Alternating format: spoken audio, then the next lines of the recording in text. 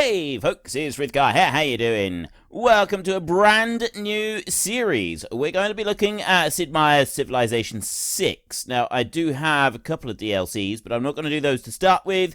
Never played this game before, and I'm just going to jump straight in with the tutorial. Just for something different. Just once. From the maelstrom of sand, wind and fire, our people emerge and arrive here. A new world, one ripe with great possibility and even greater dangers. Here our people stand, their destinies unwritten.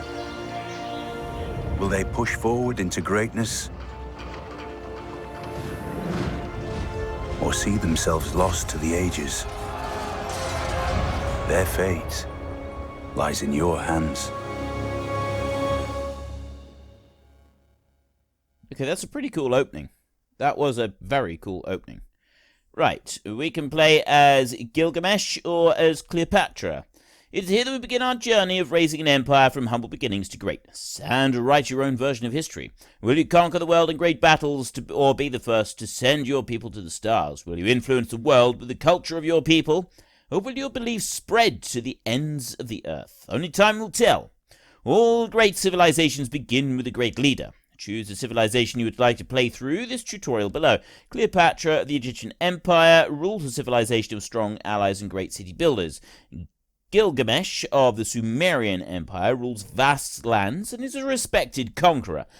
I'm not very good at the whole conquering thing, so I'm going to play as Cleopatra. Generally, in these types of games, I do better with... From the first stirrings of life beneath water, to the great beasts of the Stone Age, to man taking his first upright steps, you have come far. Now begins your greatest quest. From this early cradle of civilization on towards the stars. There will be those who underestimate you, but you are cunning and full of tricks, Queen Cleopatra. Your charm will establish indestructible alliances with the strongest leaders of the world. Keep your friends close by your side, and you will find yourself untouchable, with the glory of Egypt primed to win over the world. Right, yeah, I generally do better with trade and construction type options in these types of games. Unique, yeah, land unit, Mariano Chariot Archer, and Sphinx unique improvement. Right. Welcome, Cleopatra. Our people's fate lies in your hands. Great is the responsibility placed upon you. Perhaps I may be of service. She sounds like she's from the north of England. Not quite sure where in the north of England, but she definitely sounds like she's from the north of England, somewhere. Look, I can't quite place the accent, though. Right, advisor, let's get started. For too long we have roamed this world without a land to call our own. It is time we put down roots. Okay. Select settler. Click on the settler unit to select it. Right. Our brave settlers await your command. We should found our first city here. Why? I want to do it down here. Continue. Found a city, so we click on that one there. From the seeds of the small city shall you grow an empire. But to truly thrive, we must first see to the needs of our people. Okay. The city is a cornerstone of any great civilization. A city's size is represented by its population, indicated to the left of its nameplate. So, right there, we've got nameplate, 5. Rakidet is a population of 5 people, right there. Each city also claims the surrounding lands for your exclusive control. These lands are indicated by the coloured border surrounding the city. The unique features within your borders will have a profound influence on the potential strengths of each city. So we've got a quarry over here by the look of it. We've got some farmland. That looks like some forestry up there. We've got some open plains here as well. I don't know if they actually count for anything. Though small now, our city will continue to grow if you allow it to. Its fate and that of our people depend upon you. So no pressure then. You must choose how each city in your civilization is to grow and expand over time, improving the land you control and creating new buildings and districts within your borders. We are fortunate that the land surrounding our city is rich in resources. Developing it will be key to our survival. Each city generates a variety of yields at the start of every turn. These are obtained from the hexes that the city controls. Each hex within your city borders can provide a number of yields to help you advance your civilization. Food and production are two of these yields. Food fuels city growth, increasing its population. More food equals faster growth. Production is used to build new items like military units and city upgrades. The more production your city has, the faster you can build things. So we've got production, 2 production in the forest, 1 over there. I don't know what the purple is. Production. Right, so that's fairly simple. And then food, we actually get food from the quarry, which seems a little bit odd, must be said. The city is 2 food up there, 2 food up there. And then the agricultural land only seems to be 1 food, which seems a bit odd. Whether each hex will need to be worked by your population in order to obtain the yield from that hex. Each citizen can work 1 hex within your border. So I've got 5 citizens, according to that, and they can work 1 hex. We are blessed to have such bountiful lands within our borders. Still, a civilization is comprised of people, not just Earth. I'm just looking to see if I've got the number wrong. Maybe it's this one up here. Is that the number of people? I got a 5 there, and I've got that there. But where does it actually say the people? Right, I'm looking around. I'm looking up here. I'm not seeing anything there. You got choose production down here. Nothing being produced. 5 turns until growth. So I'm wondering if that 5 there is the turns until growth. And then I've got population right there. Let's see. Probably got this wrong. Growing your city's population is very important in order to take advantage of all the yields from the surrounding lands. Such lands will surely draw the attention of the barbarian raiders plaguing this area. We must prepare to fight back if we are to survive. It said the number to the left of the thingy. Is that my population number there, the number 1? I thought that was just like the number of the city. But is that, am I a population of 1? Am I just me on my own? Our city requires warriors. Show me how. Choose production. If our people are to survive in these lands, we must focus their efforts. Only then can we master this world. This is the city's production chooser. From here you can construct buildings, create wonders of the world, and train military and civilian units. Our people's protection is our utmost concern. Direct your city towards the creation of a warrior. Okay, that one? Gonna assume so. This is the city's production chooser. From here you can... Yeah, okay. Training has commenced. Already our people feel more secure. Do they? He hasn't done anything yet. He's not even, like, trained yet. Our empire will not be built overnight. We have accomplished all we can this day. Civilization is a turn-based game where decisions are made and actions performed during a game turn, much like playing a board game with friends. Once all the other players have made their moves, a new turn will begin. Building items in your city takes time. The number of game turns it will take is indicated on each item in the menu. This is calculated based on the production cost of the item versus production yield of the city. The higher the yield, the fewer turns it will take to build. So we can end turn over there. Am I able to click on anything else? I want to find out what my actual population is. I don't know. I don't know if it's that 30. It might be that 30. It said to the left. Something about to the left of the namepad tag. Right, well, anyway, we'll end our turn. Our warriors continue to train. But if we are to be more than the barbarian tribes we defend against, we must explore other areas of development. Right, well, those numbers have both gone down, so it's obviously not those.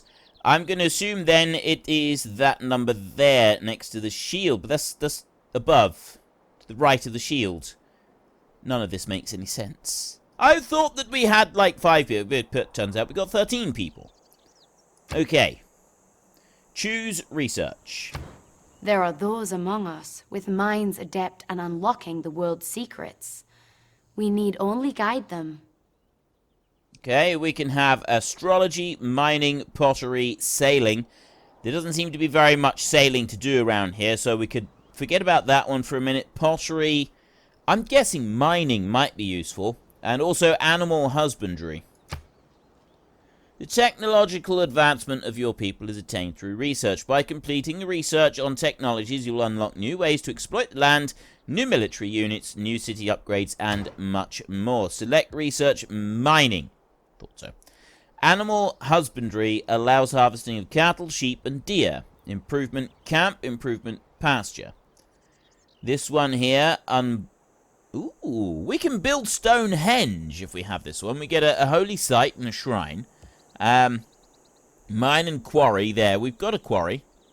And, well, there's a quarry over there. I'm guessing it sort of allows us, we can build a, wait, what? Pottery allows the harvesting of wheat. I don't understand.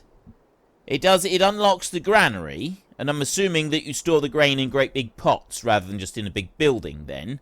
Although both have been done. But I don't get why you've got to have pottery to unlock the granary. That doesn't quite make sense. As our people's understanding of the earth increases, so too will our ability to harness its riches and increase our production capabilities. We must give them time to do their work. Okay. Right, well that's 5 turns there. Code of Laws. 12 turns. Just as building new units is fueled by production, researching new technologies is fueled by science. Each city in your empire generates a small amount of science per turn. How quickly your research projects are completed is determined by the total of all the science generated by your cities. The more science you generate, the faster you research new technologies. Sounds simple enough. That's it for this turn. Am I allowed to explore? I'm not allowed to click on anything and look around. Barbarian raiders approach our city. We are surely too prized a target for them to ignore. Can't we go out and talk to them? Have a little chat. We cannot allow these savages to pillage and destroy all we have built. Our warriors have completed their training. Let us commit them to battle. How have they completed their training already? They had like 5 days and now suddenly it's gone. For the purposes of this tutorial, we have rushed the production of this unit. The question has been answered. Normally the production would have taken several more turns to complete. Select warrior. Click on the warrior unit to select it. So there is our warrior unit. Warriors are the blade with which we will strike down our enemy. They need only your hand to guide them. If they need me to tell them how to do it, they haven't been trained very well. That's all I can say. Military units can attack enemy units by moving into their hex. Right-click on the barbarian unit to attack it. Try doing that now. Okay. Take them down! Look at that! Victory! The barbarians have learned we are not a people to be trifled with. Still, they will return, and next time I fear they will not take us so lightly. It looks like we've only got stone weapons and stuff. Maybe we need to upgrade our weapons, or build a wall around the city. We should take advantage of this lull in hostilities. With our warriors now prepared, we may focus our production capabilities towards the city itself.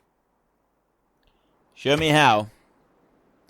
Tasks which must be completed before you can end your turn will appear in the notification panel in the bottom right of the screen. Since production is finished in this city, you get a reminder that you need to choose the next thing to produce before you can end your turn. Right, choose production. The lands surrounding our city are fertile, yet as of now, they lie undeveloped. We must create a workforce if we are to make the most of the resources within our borders. Show me how. Train Builder. Click Builder to begin training a builder unit. Excellent. The skills these builders will attain will dramatically improve our civilization. That takes 7 turns to do that builder, you realise. So I can't do anything with it. I'm guessing you can only move these units once per turn. So, A builder unit has been added to the city's production queue. There we go, 7 turns. It will take several turns to complete its training. Since there are no remaining decisions that need to be made this turn, the next turn button is displayed. Next turn. While our builders train to improve life within our borders, we must not ignore the lands beyond them.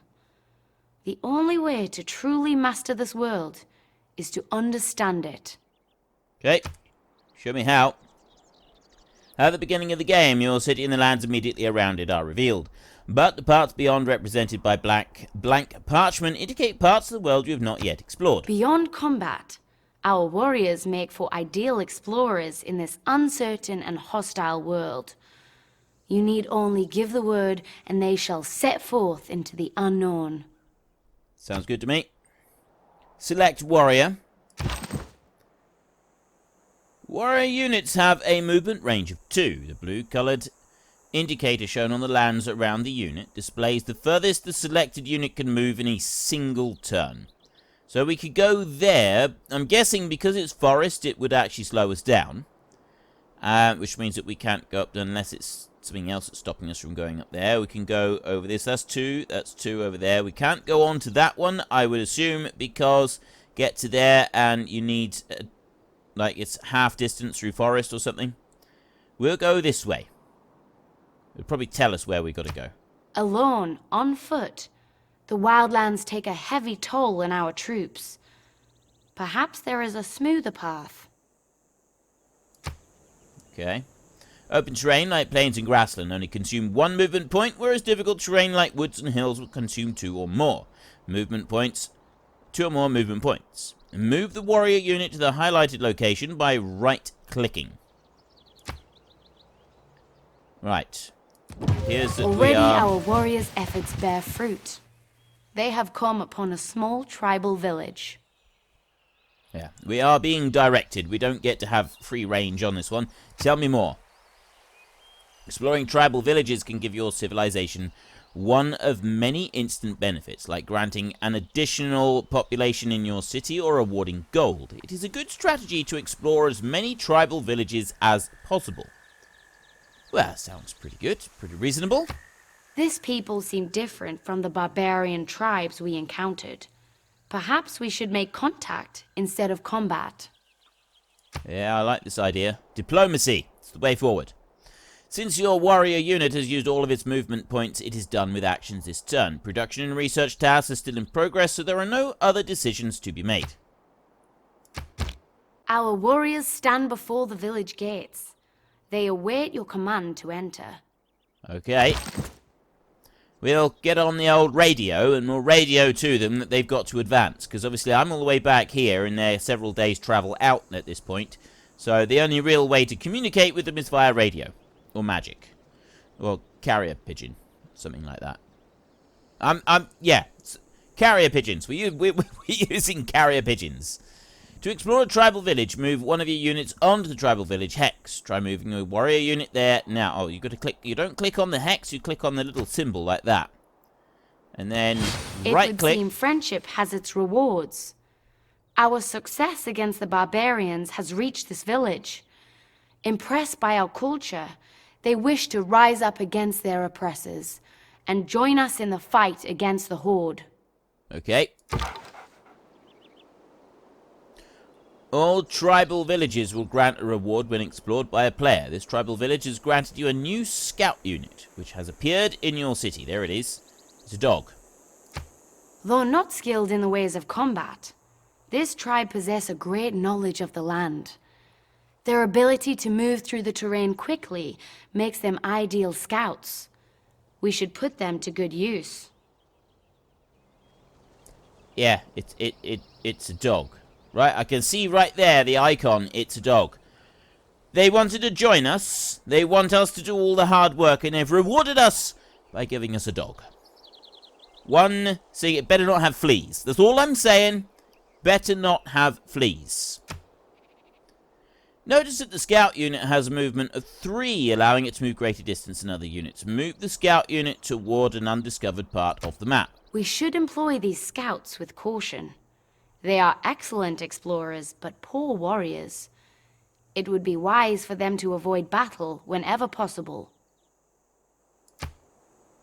Right. Oops. It's gonna let me choose. See, if you want to avoid battle, if we would go all the way over to there, I'm sort of thinking that... Oh, wait. Right, I don't want to do that. Oops. I wanted to... How do I move around the map? Not really sure. I didn't mean for it to do that, but it's done now. Exploration may bring many rewards, but let us not forget the safety of our capital. We should direct our warriors home for its protection. Show me how. Units can be ordered to move longer distances by giving them a multi-turn order. This will eliminate the need to give a separate move order every turn to reach destination. Try ordering the warrior to return to the city by clicking the move to button, then clicking the city. So move to city. Our scouts await orders. They must explore and teach us about new lands yet undiscovered. Our city continues to prosper. Already our people thrive, and our population grows. Excellent. Population of your first city has grown from 1 to 2. Right. There is that number there. Okay. As long as the city is well fed and its people are happy, it will continue to grow. The citizens of the city work the surrounding plots and improvements, contributing to greater yields. Higher populations contribute to faster science research, faster city production, and faster cultural growth. That's what that purple thing is cultural growth. I should let you can just make it out very, very... There, I can see it better up in that corner. It's a treble clef. The symbol... on music... When you're looking at music lines, that symbol, if you're looking at piano music, you've got the treble clef and then you've got the bass clef.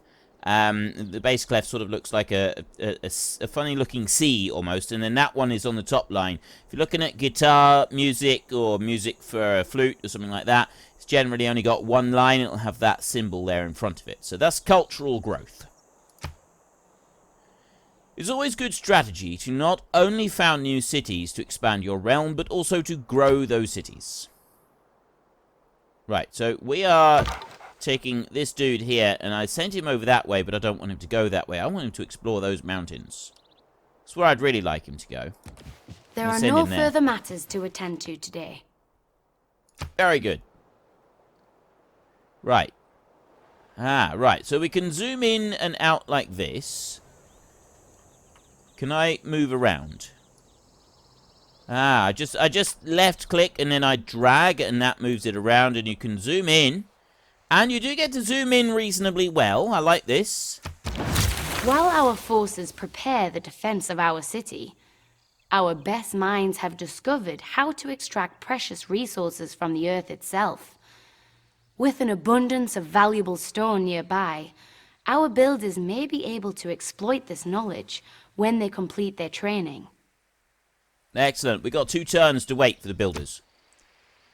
Your civilization will always be researching a technology. Because you just completed mining, you must now choose what to research next before you can progress to the next turn. Our people delight in the pursuit of knowledge. We need only direct their efforts, and they shall uncover yet another mystery of this world. Show me how. Show me how to do it. Pottery. That's the granary one. We've got masonry right there. Building ancient walls. Pyramid. I want to build a pyramid! Bronze. There's the astrology. I want to build Stonehenge as well. I want to put Stonehenge and a pyramid right next to each other. Just because we're going to do that. We are going to do that. A wise decision. Our people may now uncover new uses for the materials we unearth in our mines and quarries. But let us not forget the exploration efforts of our scouts. There is a whole world before us to uncover. You're right. Research has begun on the pottery technology. End your turn once you've moved your scout unit. Okay. Right. There is our scout unit. And it's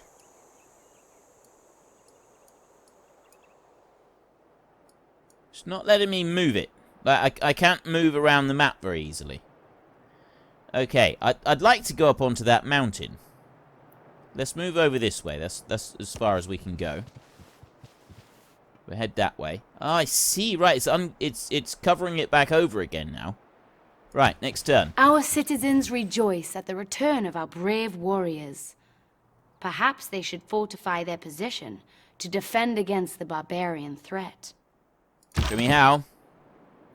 When not advancing a military unit, it is often a good idea to fortify the unit. When ordered to fortify, the unit will spend up to 2 turns digging in. This will increase their combat strength if they are attacked. Fortify warrior. Try ordering the warrior unit to do so by clicking on the fortify button. Excellent. With our warriors entrenched in their positions, our people are secure. It would be wise to maintain this advantage for as long as possible. I will do so. This unit will now have an advantage in combat when defending. However, if the unit is moved, it will lose its fortified status and will have to be ordered to fortify again in order to receive the bonus. Continue to explore the world with the scout unit.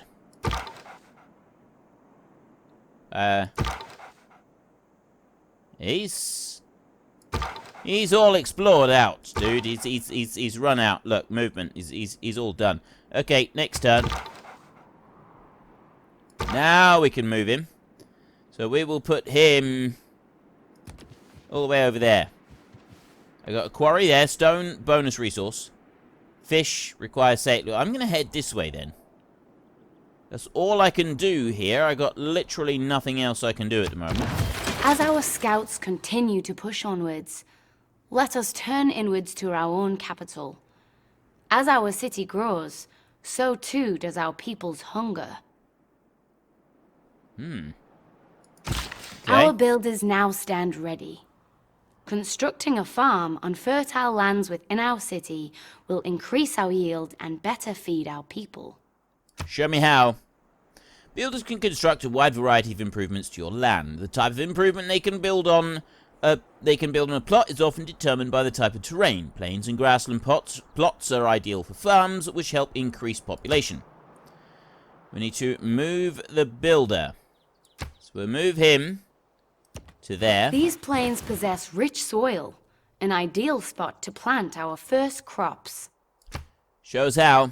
We need to go, so we go down here, builder, move to, skip turn, sleep, builds, movements. I see, right. So you got build farm, remove feature, build improvement mine, quarry.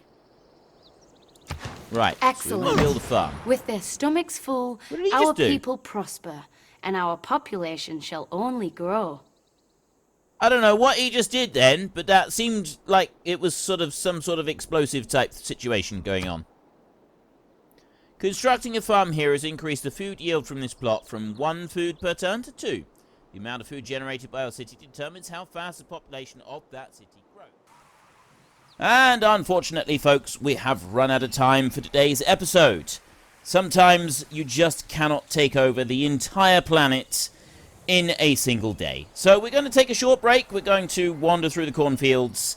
And whilst we do that, if you enjoyed the episode, then please head down below and give us a like. And if you really enjoyed it, then please tell your friends all about me. Get them to come and watch as well. That would be awesome. And until next time, thank you very much for watching. This is Frithgar. Goodbye, and see you later.